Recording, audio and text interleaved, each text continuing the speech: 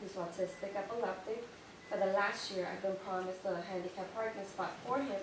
We've been going back and forth, providing all the documentation that's needed to obtain that parking spot. So far, I have not heard anything. Once again, 6520 Polk. The other Commissioner Rodriguez said she'd take care of it. And not just that, it's aside from that, there's limited parking spots. There's the church right across the street. All the new houses that are being built around the area, they keep getting provided driveways. So that minimizes all the parking spots around the area. Now, there's also a stop sign that's in the block. Once again, like I mentioned before, my brother is autistic. He's nonverbal. He doesn't understand. He's 28 years old. So when you see him as someone that can actually fend for himself, which he can't. Now, there's been so many times that a lot of cars pass that stop sign. They don't even stop, and then they get hurt, especially him. So now, my concern is, which I brought up the last time I was here, is if we can have some kind of speed bump around the area to have the cars slow down. Because once again, it's a dead-end street on one side, so a lot of cars tend to ignore the stop sign. So aside from the parking spots, you know, the limited areas, and all the accumulated parking tickets that we've accumulated over the last few months, ever since they changed the residential parking process, whatever it's called, you know, it's really burning. Like, it's become very problem. It's such a problem within the area, not just for myself, but for my neighbors as well. So if I can get any kind of information, especially more about the handicap spot for him. Okay, I'm going to recommend, ma'am, that you see with Mr. Watkins with regards to the handicap spot.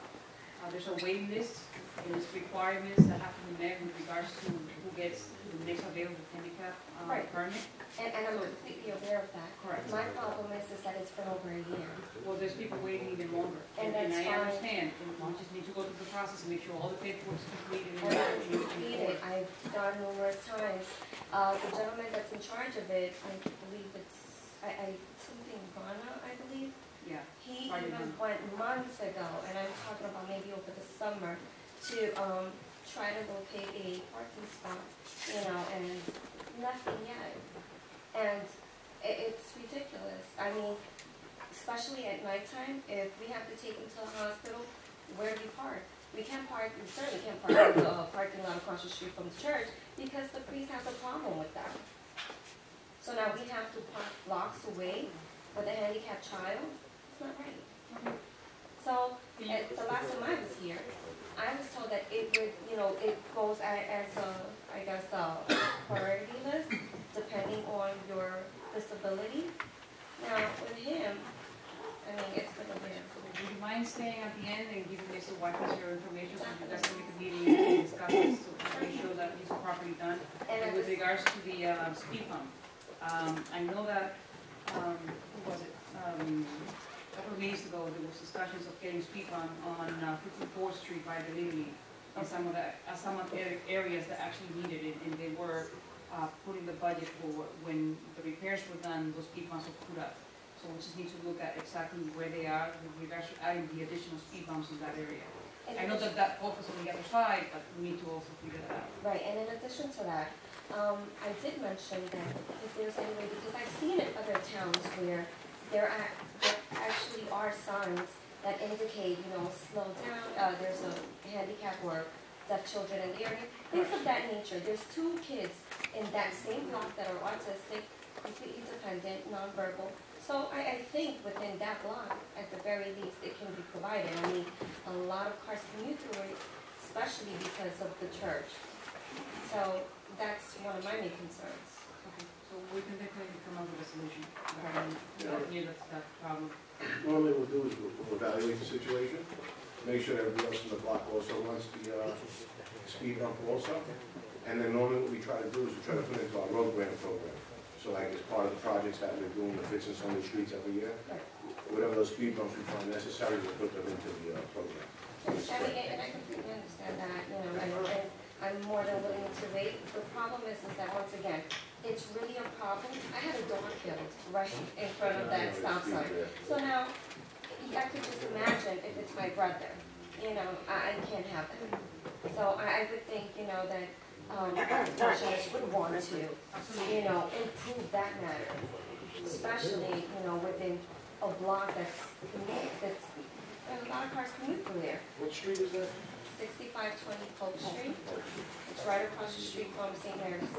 So give your information to Mr. Watkins at the end of the meeting so that you guys can sit down and discuss this further with him. Thank you, ma'am.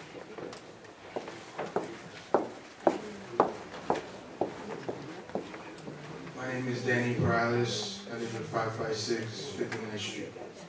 I haven't been to a few meetings, so things have changed a lot since I've been here. Just had a few questions for Commissioner Rodriguez. What qualifications do you have to run the DPW department, if you have any? I'm completely new to DPW, so basic.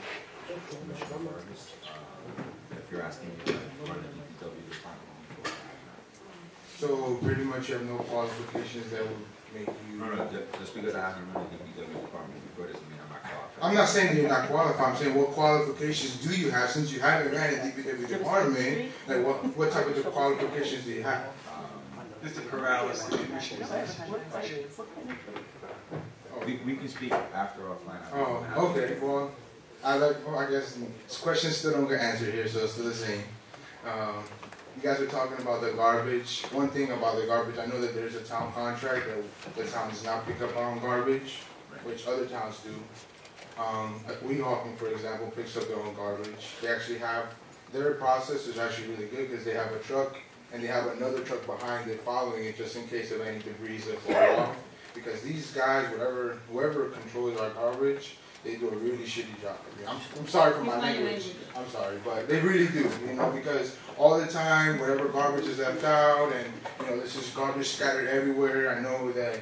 And then the street sweepers, you know, they don't do a good job neither, so the garbage just stays around for days and days until we have to pick it up. If it's in front of my house, I'm definitely picking it up.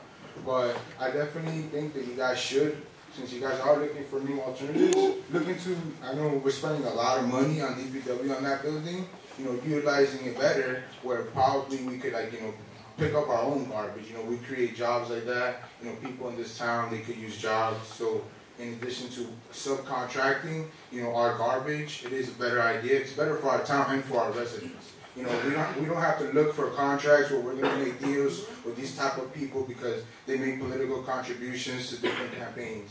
You know, that's basically what happens all the time. At least if we were doing our own garbage, then we would create some jobs. That's all I have to say.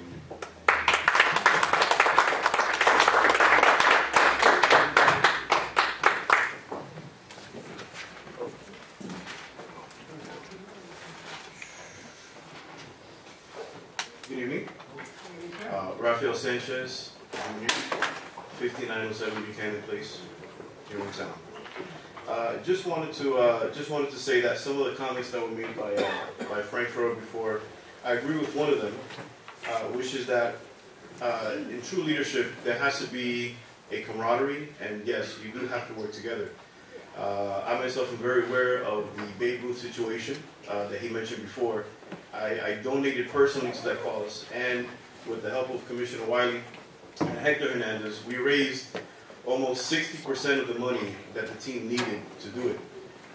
We didn't call the press, we didn't go out and get balloons and make a big deal out of it. When David realized I was here, his fire burned. Many of the people that were still in town, that he was still working here, they could have helped, they didn't help. Commissioner Wiley came out of his pocket, didn't ask for a grant, didn't ask for any money, used his connections so he can have a house for his 3 kids and his wife, and he's still living there today. There was no press, there was no newspaper that was called. I have worked with Commissioner for probably about 2-3 years now. I met him in 2011 during the campaign, and I have to say, I wasn't going to say anything because this part had nothing to do with town business, but our officials are our business. What they do is our business. What they don't do is our business. How they come through and how they don't come through. So we do need to know who it is that's representing us. At the end of the day, that's why we elect officials, so that they can make our decisions for us. And hopefully, once we evaluate that, then in return, then we either vote for them again, or we choose something else. But just to name a few things, we have done so many philanthropic works that we have not called social media, that we have not taken pictures or anything like that, that it was almost, you can't publicize everything you do because everything you do would just be politicized. The Bible says that you should not let your right hand know what your left hand is doing. If you do something, you do it with all humility. And so I cannot just sit there and let the people think that what Frank said is true. It's absolutely not true. What he did was so amazing. In our church, he opened the doors for us to do many things. We had an event, it was closed down. For whatever reason, they weren't able to do it. Not only did he show up to help us, but he actually came out of his own pocket. And I've seen Commissioner Wyden personally spend over $25,000 of his money. And sometimes we tell him, "Count, stop spending the money. You need it for a campaign. You need it for this, you need it for that." No. I'd rather spend the $600 on the kids, $900 on the kids, than spend on that. If I lose, at least I go out happy and I did what I had to do. Okay, I've seen him cry for the people. So I can't just sit here and go home and think that people, and just let the public think that that's the way it is. Anybody who knows him knows that that's not the truth. I was in Count's house the other night. I know he lives there. Some of the accusations are just so ridiculous. I caution the public to go into this campaigning in a ridiculous route, saying things that are not true, just flying off the cuff. Facts are the facts. I think there's enough facts one way or the other for people to agree on whatever they want to do. And so to say that Count hasn't done anything when me being next to him would say that I didn't do anything. And I know the work that I've done and the people in this community and what they've done. And the truth is that a lot of these things do not go publicized. And I think that we like to criticize how things go wrong, but never highlight things that go right. So I just want to congratulate the commissioner for just being a real person, just being true. Regardless of a campaign, just as a person, I really appreciate the work that you have done as a commissioner. And I hope that every commissioner in the future of West New York will do the same thing that you do. Thank you.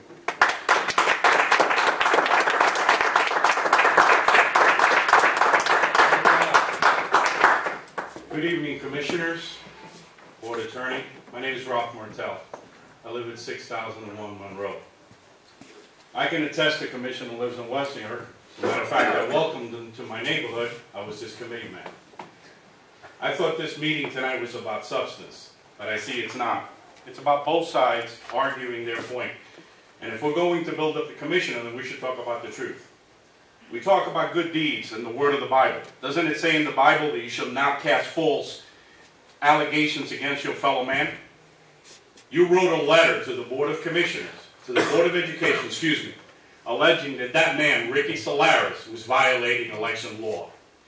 And you know what, Count? It would be okay with me if I thought for 1 second you believed it. I know that you know that that man has more integrity, more decency, more honor than you will ever have.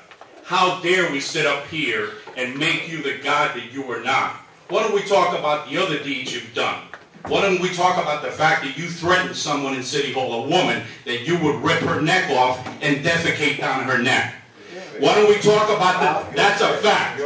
No, I'm not a sick person, sir. I speak the truth. You don't have to say anything, but I am going to speak. Very disturbing. Excuse me, you didn't interrupt him. So please don't interrupt me, sir. I'm entitled to my opinion, and you know that it's true. No, it's not true. Sir, you lie. You know you lie. You're an angry, bitter man, and you're a bully. The difference is, you can't bully me. You're angry. I'm not angry. You are. You can state your mind.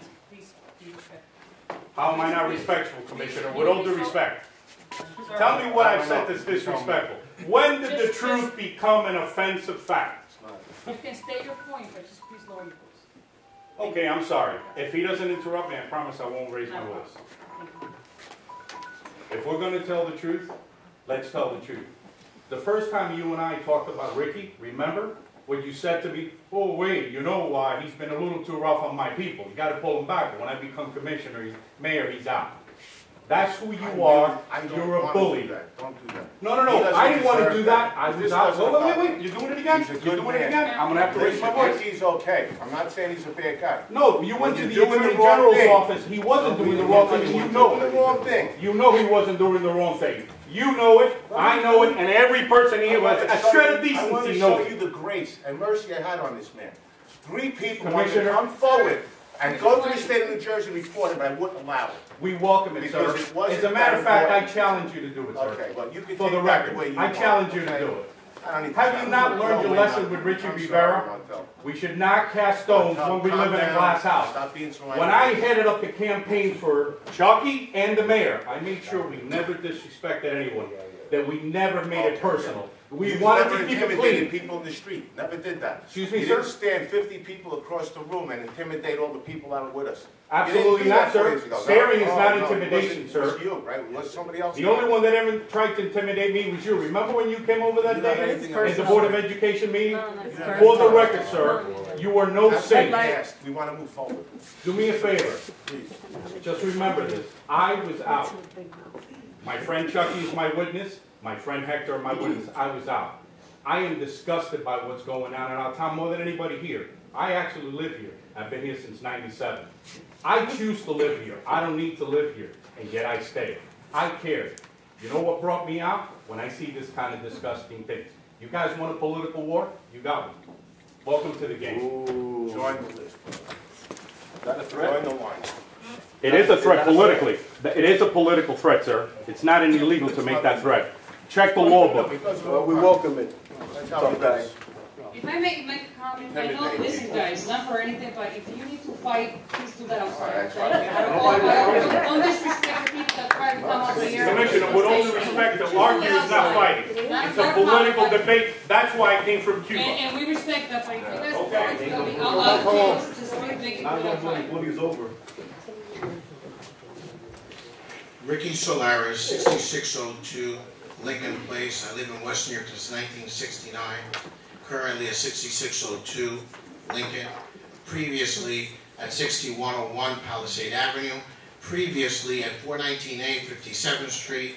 Previously at 419 61st Street. Previously at 6401 Dewey Avenue. I am a man of honor, integrity, and commitment. I owe this to my mother, Mercedes, and my father, Arsenio, God rest his soul, and to my God. I know that our great nation and government believes in separation of church and state. But our forefathers decided to put in God we trust in our currency. This is a sign that God is a great part of our great nation. This is why you can clearly see that in our currency. I'm not here to give you a lesson on religion, but I am a religious man. Not any more, not any less than any other man. And I must give you something from Matthew. If another believer sins against you, go privately and point out the offense. If the other person listens and confesses, you have won over the other person or your brother. It must be said that Commissioner Wiley was in my parish a few weeks ago. I was very happy to see him there, although I did not get a chance to say hello then. I did later say hello to him, welcomed him for having been in our parish, and thanked him for doing so. This makes me believe that he's a man, a believer, or a religious man. Mr. Wiley, sir, I have not sinned against you or anyone else. And you have certainly not won me over, sir. I have no sin to confess. Ladies and gentlemen, I am not guilty of what I am being accused of.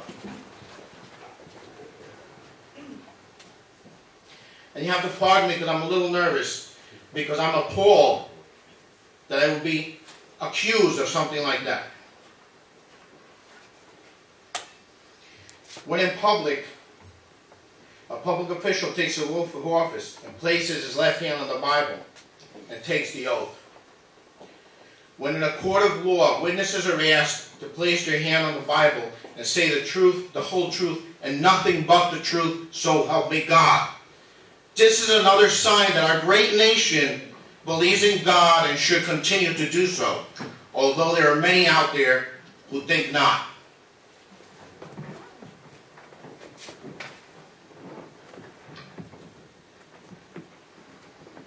And again, I apologize, but I'm very emotional right now because I do not take this lightly at all.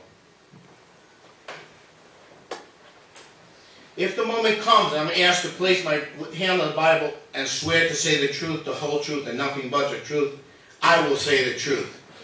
Ladies and gentlemen, I am not guilty of what I'm being accused of. And what Mr. Wiley is accusing me of. At the current time, the only accuser is Mr. Wiley. If and when the moment comes, I will place my hand on the Bible and the truth will be known.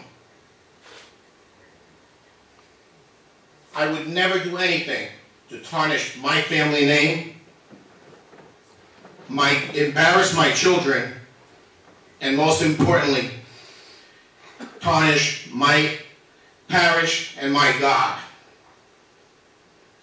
Ladies and gentlemen, we just celebrated a very important holiday in our country, President's Day.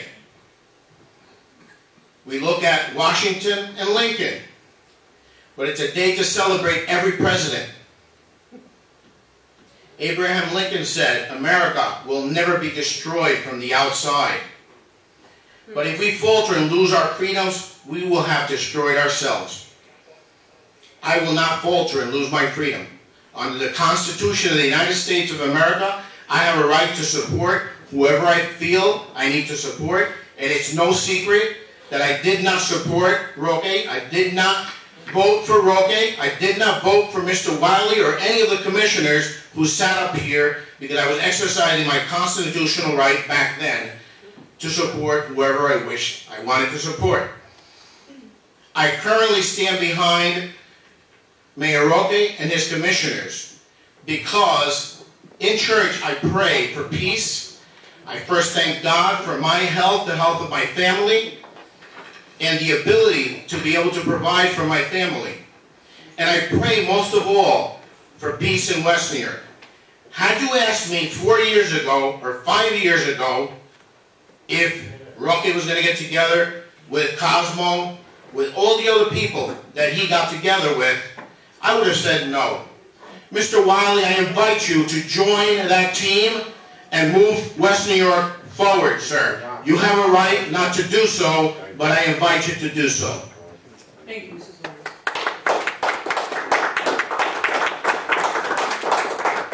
No one wishes to be heard. Motion to adjourn this meeting. Goes to public portion. Motion. Motion and second. All in favor, say aye. Aye. Meeting's closed. Motion to adjourn.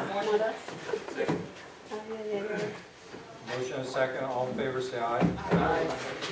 Meeting's adjourned. Thank you. Ay, ay, ay, ay, ay.